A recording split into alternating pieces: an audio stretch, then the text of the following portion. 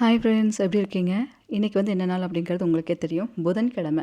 புதன்கிழமை அன்னைக்கு விநாயகரை கும்பிட்றது எவ்வளவு நல்லது அப்படிங்கிறது நமக்கு எல்லாத்துக்கும் தெரியும். விநாயகர் அப்படிங்கும்போது நிறைய வழிபாடுகள் நம்ம பார்த்துருக்கோம். ஆனால் இன்றைக்கி நம்ம சொல்ல போகிறது நவகிரக கணபதி வழிபாடுன்னு சொல்லுவாங்க. நவகிரக விநாயகர் வழிபாடுன்னு சொல்லுவாங்க.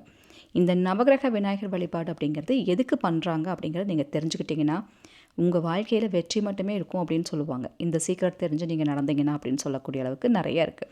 ஏன்னா நமக்கு எல்லாத்துக்குமே விநாயகர் ரொம்ப ஒரு இஷ்ட தெய்வமாக இருக்காங்க.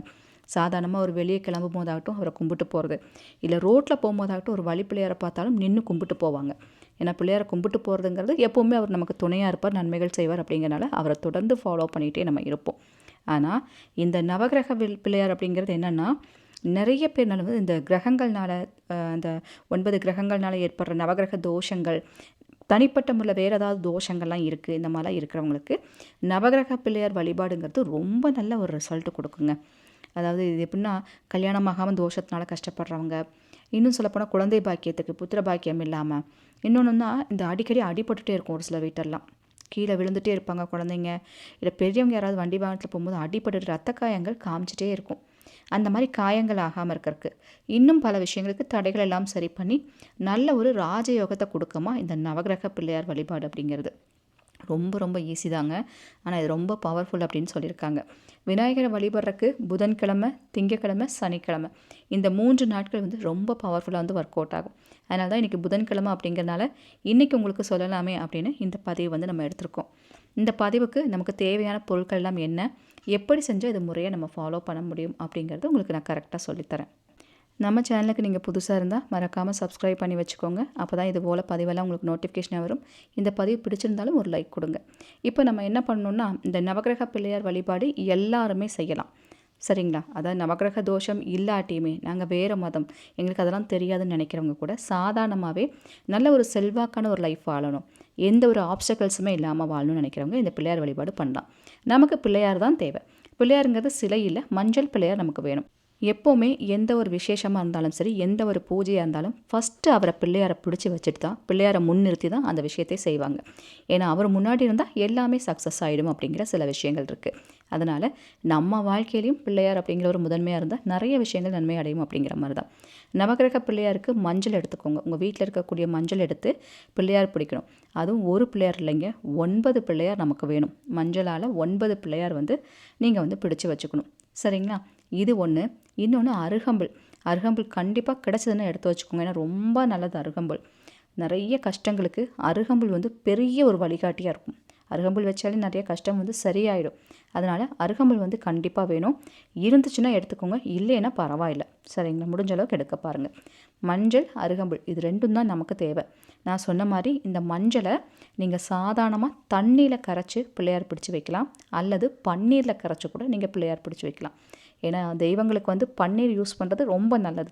எந்த தெய்வமாக இருந்தாலும் வாசனையோடு அவங்கள பண்ணும்போது அந்த வாசத்துக்கு இறங்குவாங்க அப்படிங்கிற ஒரு சில விஷயங்கள்லாம் இருக்குது. அதனால் 9 பிள்ளையார் நீங்கள் இந்த மாதிரி பிடிச்சி வச்சுக்கோங்க. இந்த 9 பிள்ளையாரையும் ஒரு பெரிய தட்டோ அல்லது வாழை இலையோ, 2ல் ஏதோ ஒன்று, அதில் உங்கள் சுவாமி ரூமில் சுவாமி படத்தை பார்த்த மாதிரி லைனாக அடுக்கி வச்சுக்கோங்க. அடுக்கி வச்சுட்டு ஒரு பிள்ளையார் வைக்கும் போதும், சரிங்களா, ஒரு பிள்ளையார் வைக்கும் போதும் மனசார உங்களுக்கு எந்த விஷயத்துக்காக வேண்டி நீங்கள் இதை செய்ய போகிறீங்களோ அந்த பிரார்த்தனை சரியாயிடணும்னு சொல்லிட்டு 9 வாட்டி நீங்கள் சொல்லணும். உதாரணத்துக்கு சொல்லணுன்னா, ஒரு நல்ல வேலை கிடைக்கணும் தான் நான் அந்த விநாயகர் வழிபாடு பண்ண போகிறேன் அப்படின்னு நினைக்கிறவங்க நீங்கள் என்ன பண்ணணும், முதல் பிள்ளையார் கையால் வைக்கும் போதே நான் நினச்ச விஷயம் சந்தோஷமாக நடந்து நான் சூப்பராக இருக்க போகிறேன், நான் நினச்ச மாதிரியே என் வேலை கிடச்சி நான் நல்ல வேலையில் இருக்க போகிறேன் அப்படின்னு அதை சொல்லி ஒரு 9 வாட்டி சொல்லிகிட்டே அதை வைங்க, சரிங்களா? ஒரு பிள்ளையாருக்கும் ஒரு 9 வாட்டி நான் சூப்பராக இருக்கேன், எனக்கு நல்ல வேலை கிடச்சிருச்சு, நான் ஆரோக்கியமாக இருக்கேன், நல்ல வெற்றியோடு வாழ்ந்துட்டுருக்கேன், கோடீஸ்வர வாழ்க்கை வாழ்ந்துட்டுருக்கேன் அப்படின்னு ஒரு பிள்ளையாருக்கும் ஒரு 9 வாட்டி சொல்லிவிட்டு அந்த பிள்ளையாரெல்லாம் நீங்கள் இந்த வாழை இலையில் வச்சுருங்க.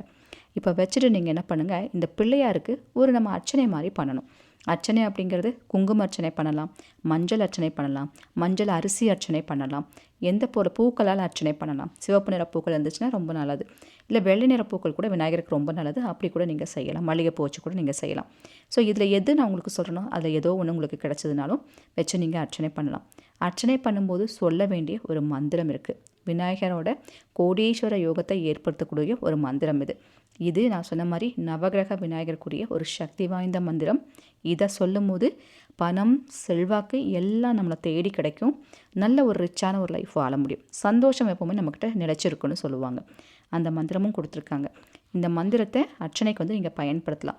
குறைஞ்சது 11 முறை கண்டிப்பாக சொல்லணும். 11 முறையில் ஆரம்பித்து 108 முறை சொல்கிறது இன்னும் நல்ல பலன் கொடுக்கும். ஆனால் 11 முறை கண்டிப்பாக சொல்லுங்கள். மேக்ஸிமம் உங்களால் சொல்கிறக்கு டைம் இருக்குது அப்படின்னா நீங்கள் 108 முறை கூட தாராளமாக நீங்கள் சொல்லலாம். இந்த வழிபாடு எப்படின்னா, டெய்லியும் பண்ணுறவங்க இருப்பாங்க. ரொம்ப முக்கியமான விஷயம், சீக்கிரம் ரிசல்ட் கிடைக்கும்னு நினைக்கிறவங்க 9 நாள் வழிபாடு, குறைஞ்சது 9 நாள் செய்வாங்க. 9 நாள், 11 நாள் அப்படி செய்கிறவங்க கூட இருக்காங்க. ஒற்றைப்படையில் 48 நாள் செய்கிறவங்க கூட இருக்காங்க. இந்த மந்திரம் இப்போ காமிச்சிருக்கு. இதை எப்படின்னு சொல்லணும்னு நான் சொல்கிறேன். பாருங்கள், இது எப்படி சொல்லணும்னு. ஓம் ஸ்ரீம் கம் சௌபாக்கிய கணபதியே வர வரத சர்வ ஜென்மமே வசமனாய நம. சரிங்களா? இதுதான் இந்த மந்திரம். ஸோ இந்த மந்திரத்தை வந்துட்டு நான் சொன்ன மாதிரி மேக்ஸிமம் 108 வரைக்கும் கூட நீங்கள் சொல்லலாம். எந்த பொருள் சொன்னால் அந்த பொருளால் அர்ச்சனை பண்ணிவிட்டு அதுக்கப்புறம் இந்த அர்ச்சனை பண்ண பொருட்களை எடுத்து நீங்கள் வச்சுட்டு கூட திருநீர், குங்குமம் அந்த மாதிரிலாம் இருந்துச்சுன்னா மறுபடியும் வச்சுக்கோங்க நெத்தியில். இல்லை அர்ச்சனைக்கு கூட மறுபடியும் நீங்கள் யூஸ் பண்ணலாம். பூவாக இருந்துச்சுன்னா நீங்கள் அதை காய வச்சு சாம்பிராணிக்கு பயன்படுத்திக்கோங்க. அரிசியாக இருந்தால் மரத்தடியில் போட்டுருங்க. அவ்வளோதான். சரிங்களா? இதை மட்டும் நீங்கள் செஞ்சுட்டு வாங்க. வாரம் ஒரு முறை திங்கக்கிழமையோ சனிக்கிழமையோ புதன்கிழமையோ வாரத்தில் ஒரு வாட்டி கூட இந்த வழிபாடு நீங்கள் செய்யலாம். இல்லை ரொம்ப பிரச்சனையாக இருக்குது, சீக்கிரம் ஒரு சொல்யூஷன் கிடைக்கணும், ஒரு பிரச்சனை எனக்கு முடிவுக்கு வரணும் அப்படின்னு நினச்சிங்கன்னா குறைஞ்சது 9 நாட்கள் டெய்லியும் நீங்கள் பண்ணலாம் இந்த வழிபாட்டை. சரிங்களா? ஸோ இந்த மஞ்சள் வந்துட்டு டெய்லி நம்ம பிடிச்சி வைக்கணுமா அப்படிங்கிற டவுட் வரும். அப்படி கிடையாது. நீங்கள் ஒரே ஒரு நாள் பிடிச்சி வச்சாலே போதும். வாரம் ஒரு முறை செய்யும் போது புதுசாக பிள்ளையாரை பிடிச்சி வச்சுக்கோங்க. தொடர்ந்து செய்ய போகிறீங்க, 9 நாள் நான் தொடர்ந்து செய்ய போகிறேன்னா ஃபஸ்ட் நாள் மட்டும் நீங்கள் பிடிச்சி வச்ச பிள்ளையாரே போதும். 9 நாட்களும் அவருக்கு அந்த மந்திரத்தை சொல்லி அர்ச்சனை மட்டும் பண்ணுங்கள். அப்புறம் 10வது நாளுங்கும்போது அந்த பிள்ளையாரை எடுத்து தண்ணியில் கரைச்சி நீங்கள் செடிகளுக்கோ இல்லை வாசலெல்லாம் தெளித்து விட்டு நீங்கள் அதை ஊற்றி விட்டுடலாம். அவ்வளவுதாங்க. இது ரொம்ப சிறப்பான ஒரு பரிகாரம். நவகிரகங்கள்னால ஏற்படுற தோஷங்கள், அவங்க கொடுக்குற நமக்கு பாதிப்புகள், ஏன்னா நவகிரகங்கள் அப்படியே சேஞ்ச் ஆகிறதுனால தான் நமக்கு அந்த அப்ஸ் அண்ட் டவுன்ஸ்லாம் வருது, நிறைய கஷ்டங்கள் எல்லாம் அதனால தான் நமக்கு வந்துட்டுருக்கு. இது எல்லாத்தையும் ஸ்டாப் பண்ணுமா இந்த பிள்ளையார் வழிபாடுங்கிறது. அதனால் நீங்கள் கண்டிப்பாக அதை செய்யுங்க. நம்ம எல்லாருக்கும் தெரியும், ஏதாவது சனி தோஷம் அந்த மாதிரிலாம் வந்துச்சுனாலே ஃபஸ்ட்டு சொல்கிறது ஆஞ்சநேயரை கும்பிடுங்க, இல்லை விநாயகரை கும்பிடுங்கன்னு தான் சொல்லுவாங்க. இந்த வழிபாடு யார் நம்மளை பிடிச்சாலும் சரி, சாமியாக இருந்தாலும் சரி, இல்லை வேறு யாராவது இருந்தாலும் சரி, கஷ்டமாக இருந்தாலும் நஷ்டமாக இருந்தாலும் எதுவாக இருந்தாலும் சரி பண்ணுமா இந்த வழிபாடு. அவ்வளோ ஒரு சக்தி வாய்ந்தது அப்படின்னு ரொம்ப ஸ்பெசிஃபையாக அதை கொடுத்துருக்காங்க. சின்ன விஷயந்தான், கண்டிப்பாக ட்ரை பண்ணி பாருங்கள். இந்த வழிபாடு செய்கிறவங்க கண்டிப்பாக ரூல்ஸ் ஃபாலோ பண்ணணும். நான்வெஜ் சாப்பிட்ருக்கக்கூடாது, பீரியட்ஸ் டைமாக இருக்கக்கூடாது. வழிபாடு செஞ்சு முடிச்சுட்டு நீங்கள் என்ன வேணாலும் நீங்கள் சாப்பிட்லாம். சரிங்களா? அதையும் ஃபாலோ பண்ணிக்கோங்க. ஐ திங்க் நான் சொன்ன இன்ஃபர்மேஷன் உங்களுக்கு பயனுள்ள வகையில் இருக்கும், பிடிச்சிருக்குன்னு நம்புகிறேன். பிடிச்சிருந்தால் லைக் பண்ணுங்கள், உங்கள் ஃப்ரெண்ட்ஸுக்கும் ஷேர் பண்ணுங்கள். இது போல் பல இன்ஃபர்மேஷன் சொல்கிறதுக்கு நான் காத்துட்டே இருக்கேன். உங்கள் அன்பு துளி ராஜி. Thank you so much.